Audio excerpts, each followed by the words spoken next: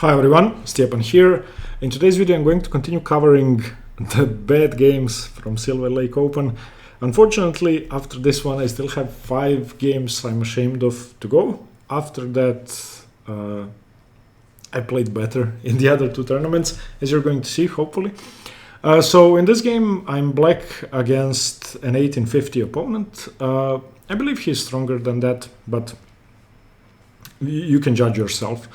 And I've been preparing something against him, something I saw he plays, and again, excuse me, I may sneeze.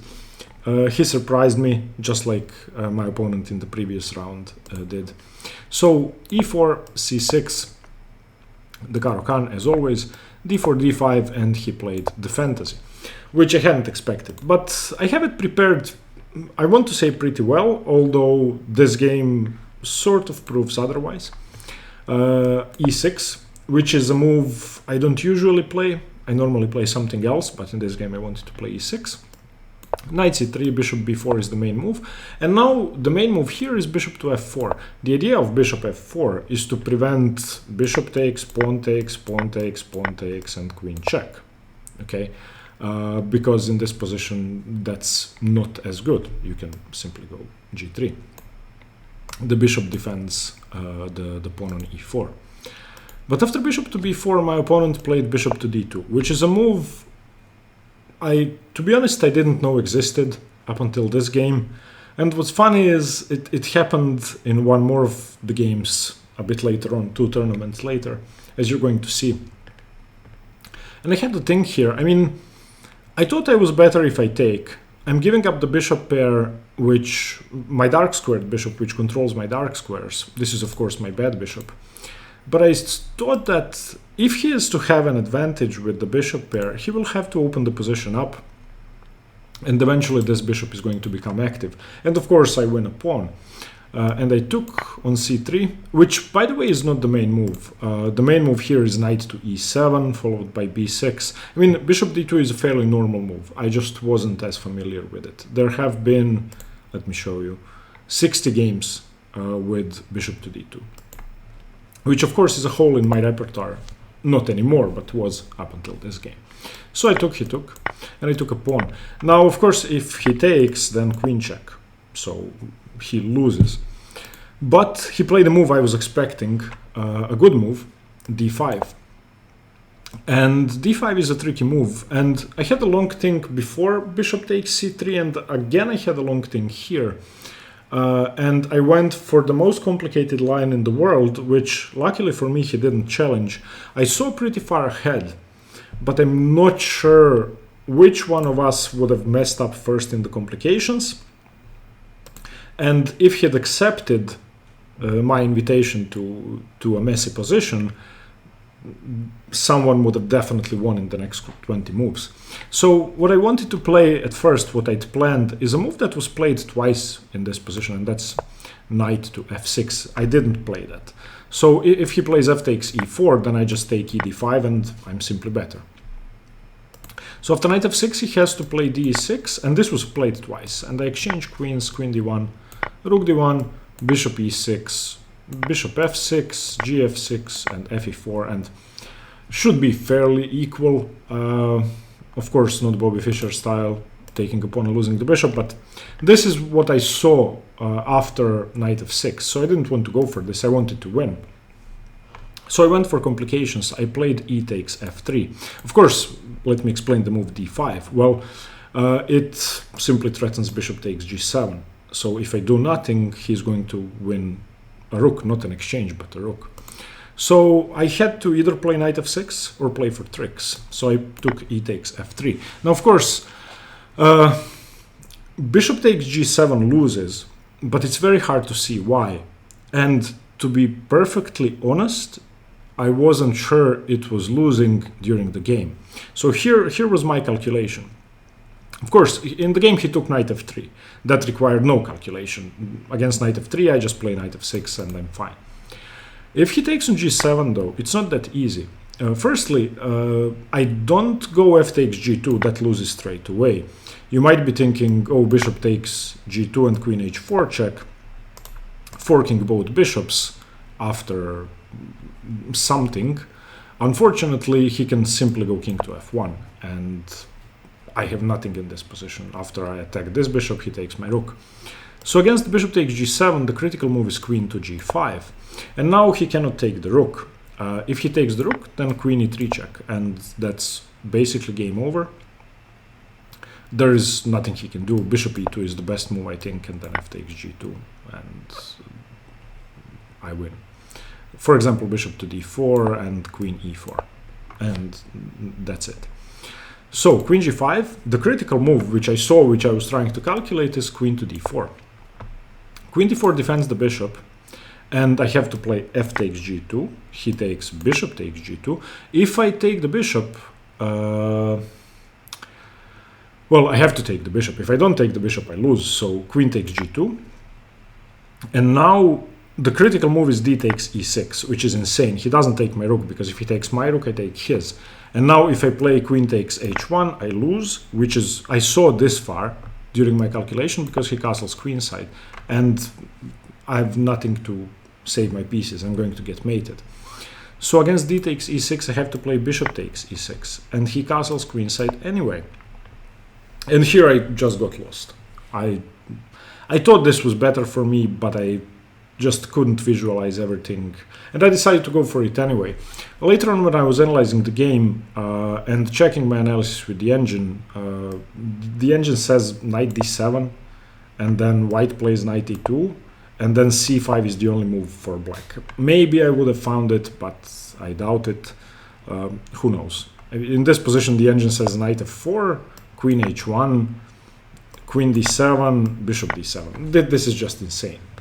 I mean, maybe grandmasters could find this. I couldn't find this during the game, but I went for e takes f3 anyway. And I don't know how far he saw. He probably saw as much as I have, maybe less, but he concluded that it was better for me, or that he didn't know whether it was better for me. And that's, I mean, that's a logical conclusion, because again, if he takes and queen g5, queen d4 he would have found, and then takes. This is pretty easy to see. And then d6 maybe slightly hard, but not too hard, and bishop takes and castles queenside. I think he saw this far. I mean, who knows? For the moment, I'm a piece up and a pawn up. But probably I'm about to lose my rook. At least that was my thought during the game. Anyway, he took knight f3. And I played knight f6. He took dc6. If he takes de6, I just trade queens and play bishop e6, and my position is perfect. I'm a pawn up for absolutely nothing. So dc6, I traded queens, queen takes, rook takes, knight takes, and bishop to b5. And even though I made a tactical blunder a 1000 ELO player wouldn't make later on in the game, I believe my next move is the blunder of the game, which I would like to understand why I did it, but so far I just couldn't. When I sat at the board after the game and was looking at the game, I just thought, well, what the hell is wrong with you? Why didn't you play this? Of course, the most logical move is castles, and I didn't castle. To be honest, I don't know why. If I castle, he's not really threatening to take on c6, because if he gives up the bishop pair, then he has absolutely nothing. Also, he's not threatening to take on f6, because if he gives up the bishop pair like this, it also restricts his knight, and again, he has nothing. For some reason, I played bishop to d7, which isn't a dreadful move, but practically speaking, it is a dreadful move. I think the engine thinks... Wait, let me just see, I don't remember. The engine says castles is best, -1 for black or -0.7. Knight d5 is second best, bishop d7 is third best. But from a practical perspective, castling has to be correct. I played bishop d7. He castled. I played a6, which again, from a practical standpoint, is a blunder, even though it's a good move. chases the bishop away, but he chases it away to a good square. He plays bishop to d3. What I should have played in hindsight is simply knight e5, forcing a trade of pieces. He's never going to take on d7, I think. So he probably retreats the bishop back to e2. I take on f3, bishop takes f3. I think I can just castle queenside here. I was looking at this during the game, but I thought, bishop e5 seems dangerous. In reality, he doesn't have anything. If I want to, I can just play bishop c6, trade of bishops, and have a safe endgame a pawn up. Anyway, I played a6. He retreated. And in this position, I was confused. I just had no idea what to do. And I think I spent, I want to say 20 minutes, maybe even more. I'm a pawn up. My pieces are dreadful. My king is unsafe. My rooks are disconnected. He could be threatening knight g5.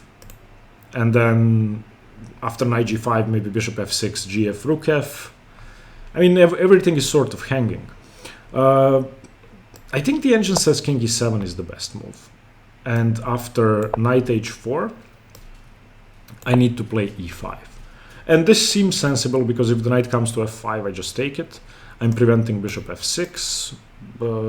For example, rook d1 could be played, and now the engine again thinks bishop e6, which would have been hard to find for me. But if he's going to give up this bishop, then I finally developed my king is actually better than his, and my position is okay. I did not play king e7 though. I played h6, which somewhat restricts his knight, but it's a bad move because the knight wants to go to f5, not to g5, and also I'm making room for the biggest blunder of the game, as you're going to see. Here he played knight h4, and again I have no idea what to do. I have a couple of options. If I castle kingside, he takes on f6 twice, so in my mind that just wasn't an option. If I castle queenside, he takes on f6 twice. Again, in my mind, this wasn't an option because now h6 is weak as well, f7 is weak. So no. If we go king e7, he can just go rook d1 followed by knight f5, where I probably just have to play king f8. And again, he can take on f6 twice. So that also wasn't an option. What else? I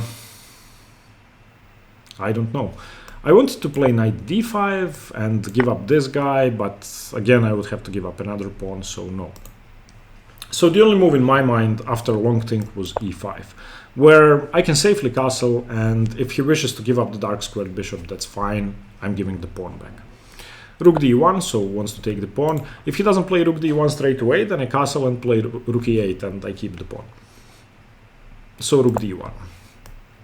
I castle, and I was happy to see that he took. Takes. Rook takes. I played rook fe8. He took. I took. He played knight f5, and now I played bishop c6, allowing knight h6. To be honest, I didn't see it at all. I just didn't see it. I don't know why, I don't know how. I think I'm better than these sort of tactics, but sometimes stuff like that happens. I didn't even consider it. I mean, I didn't even consider it, which is weird. Of course, knight h6, rook f6. So what I should do here is probably bishop f5 and rook f5, and he has a slightly better endgame, of course, and this would be hard to hold, but probably I could hold. Instead, I played bishop c6, and I'm completely lost now. Not losing, I'm so lost that there's absolutely nothing I can do anymore. Okay, rook f1. What happened now is, if you saw the previous video, this is sort of similar. I had a good position out of the opening, made one dreadful strategic decision, and then in this game I made a tactical blunder. In the last game I made another strategic blunder.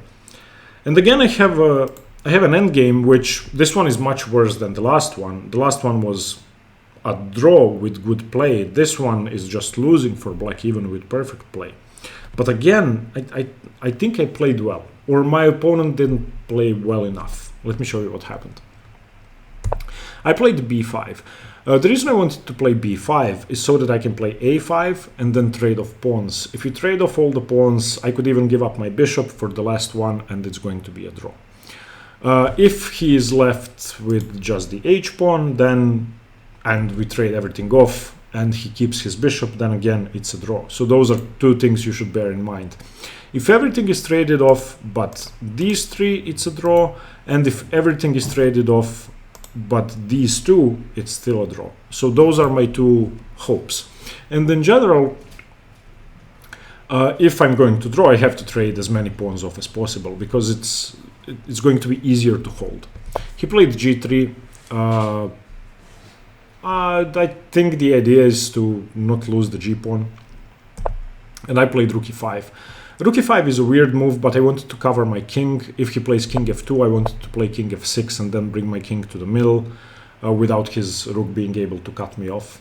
Unfortunately, he just plays rook e1 and I have to trade. I have nothing better, so takes. Again, it's not more losing than before. It's still equally losing. But in practice, it could be easier to hold without the rooks on the board. At least it was for me. I played king e5. At least now my king is good. King d2. And now I have to trade off pawns. a5, a3, b4. I don't care how. I don't care which pawns. I just want to trade off pawns. Here my opponent made a big mistake. And I was actually expecting it. It made my life much easier and brought the game to something much closer to an equal position, although still winning for white. What he should do here is play ab4, and then c3. The idea is that now he has a c-pawn. I don't have a pawn on the queen side, and this pawn can be pushed forward. Most importantly, it's restricting my king from coming to d4, and his king could go the other way around. These squares are covered. And once his king reaches this square, then my king can never cross the fourth rank. And this was just much better for him. Instead, he played c3, which I was extremely happy to see, because now I play ba3, and now I'm controlling very important squares. And it's pretty hard for his king to come in. And this is now, it's not a fortress, but I was hoping for this. I got this, and I fought on. Bishop d7. Now he's trying to win the diagonals for his bishop, and what I'm trying to do is leave his king out of the game as much as possible. So okay, he pushes already. I play bishop b7. It's very important that his king cannot go here or here or here. So whenever his king threatens to infiltrate the position, I have to block it. That's the idea. h4, not really relevant to the position. Bishop c6, bishop d1, bishop b7. I just wait. Bishop c6, bishop h5, bishop to d7. And I decided to give up the diagonal because I thought if he ever pushes the c-pawn, I want my bishop on e6 or somewhere along that diagonal to be able to block the king. Bishop f3, bishop e8. King c3, I have to control a4 if his king reaches b3, bishop d7. Bishop g2, bishop e8, I just wait. c5 finally. And now bishop to f7. It's very important to cut his king off. If his king isn't infiltrating, then I'm fine. Of course, it's cut off from all of these squares, so for now, even though the position is losing, practically speaking, I'm not lost just yet. I'm not going to lose it in a couple of moves. Okay, bishop f1. What he wants to do is trade bishops. I don't want to allow that, of course. Bishop e6. Bishop b5, he could have played bishop c4, but then I just declined the trade. Bishop c8, king b3, king d4, entering the position. And the idea is, of course, he wants to trade this guy for this guy, which I saw, and I simply could not prevent. I had to play king d4 here. And here he blundered. He was really short on time here. I think he had 2 or 3 minutes on the clock. Maybe I had 7, 8, 9 or 10, I'm not sure. But we'd both spent a ton of time, him on the opening, me on the middle game, and the 2 hours you get. It was 90 plus 30, and we got 15 minutes after move 40. So we basically got the extra 15 minutes 4 moves ago. This is move 44, and he'd spent it already. What he needs to do here is king a4, and this is winning. And I actually saw that he can win like this. Luckily for me, he didn't. The idea is this: after king c5, king a5, there's nothing I can do. He just has to move his king towards my f-pawn and win my f-pawn, and that's it, I design. So something like this, and then pushes the other pawn, and that's losing. It's over. I mean, I don't know what to do. I don't know, maybe here he can even trade, but basically either he wins this pawn or this pawn queens, and of course his king is cut off. If he plays king b4, then I just push. Luckily for me, he messed up the move order. He played c6 first, not wanting to lose the pawn, but now it's a draw, and I saw that this was a draw. I played king c5, he played king a4, I played king b6, and that's it. Here he played c7, and I actually had a trick. I played bishop to g4 here, and since he was like on like 1 minute or 30 seconds, I was hoping, praying that he queens.